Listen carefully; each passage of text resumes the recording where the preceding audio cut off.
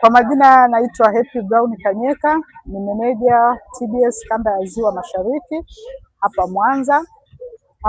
Shirika la Viwango Tanzania kanda ya Ziwa Mashariki tupo katika viwanja vya Nyamuhongolo tukishiriki maonyesho ya Nane Nane ili kuweza kukutana na wadau mbalimbali ambao wanaohudhuria maonyesho haya.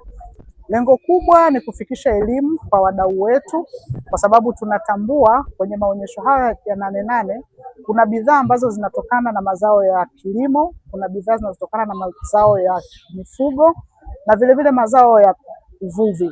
Kwa hiyo kama shirika tuko hapa kuweza kutoa elimu, lakini vile kuwawezesha wajasiriamali na wadau wote waliofika kwenye maonyesho haya.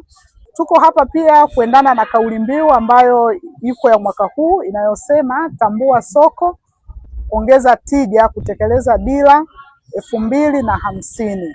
Na sisi kama shirika la Viwango Tanzania tunawawezesha wajasiriamali na wadau. Wakishatambua hilo soko, basi shirika liko hapa kwa ajili ya kuwawezesha kupata nembo ya ubora, ili sasa hizo bidhaa ambazo wanazalisha zinazotokana na kilimo, mifugo na uvuvi ziweze kuingia katika soko ambalo limeshatambuliwa, kwa maana ya kwamba zitakuwa na nembo ya ubora ya hizo bidhaa. Lakini pamoja na hilo, shirika pia linatoa elimu kuhusu usajili wa majengo ya biashara na vipodozi, biashara za chakula na vipodozi. Lakini vile kwa wadau ambao wana changamoto yoyote au wana chochote ambacho wanahitaji kuhudumiwa na TBS, basi tuko hapa kuweza kutoa hiyo huduma, kuweza kusajili, kuweza kuomba maombi ya kupata nembo ya ubora, wanaweza kuhudumiwa. Lakini vile kama wana chochote ambacho wanakifuatilia bado hawajakipata, basi shirika tuko hapa kuweza kuwahudumia. Shirika la Viwango Tanzania linawawezesha hawa wazalishaji au washiriki wa maonyesho haya, kwanza kwa kutoa elimu ya viwango, kwamba wafahamu viwango ni nini. Anapozalisha bidhaa yake ajue anatakiwa kuzingatia nini katika uzalishaji, mazingira ya uzalishaji yawaje, kwa maana ya jengo ambalo linatakiwa kuzalisha hiyo bidhaa linatakiwa liwaje. Lakini vile wahudumu au wafanyakazi ndani ya kiwanda au eneo la uzalishaji wanatakiwa wafikie malengo, matakwa yapi.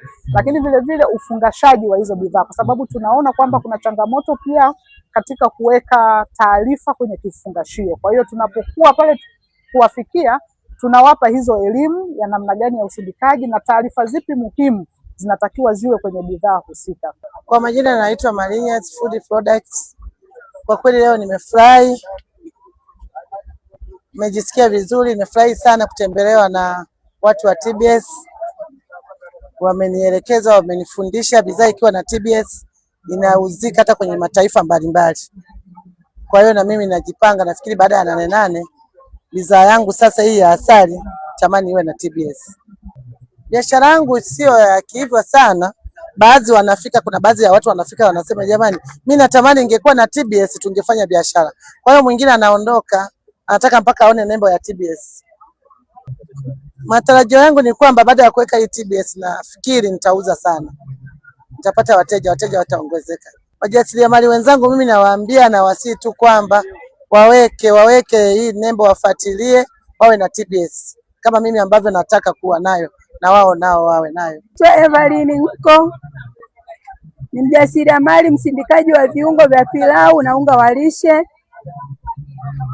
Elimu niliyoipata TBS wamenielekeza na nikaona faida za kurasimisha biashara yangu ipate nembo ya ubora. Nitakapopata nembo ya ubora nitauza bidhaa yangu nje ya nchi na ndani ya nchi. Kwa hiyo elimu yao nimeielewa na nitaizingatia, nami nipo katika process ya kufuatilia nembo ya ubora. Changamoto ambayo nimekutana nayo kwa kutokuwa na nembo ya ubora, masoko ni machache. Mteja mwingine anakuwa bidhaa haiamini kwa sababu haina nembo ya ubora. Lakini nitakaporasimisha ikawa na nembo ya ubora, mteja ananunua katika hali ya kutokuwa na mashaka. Ninawashauri kwamba turasimishe bidhaa zetu, tupate nembo za ubora ili tuvuke viwango vya kuuza nchini, tuuze hata nje ya nchi.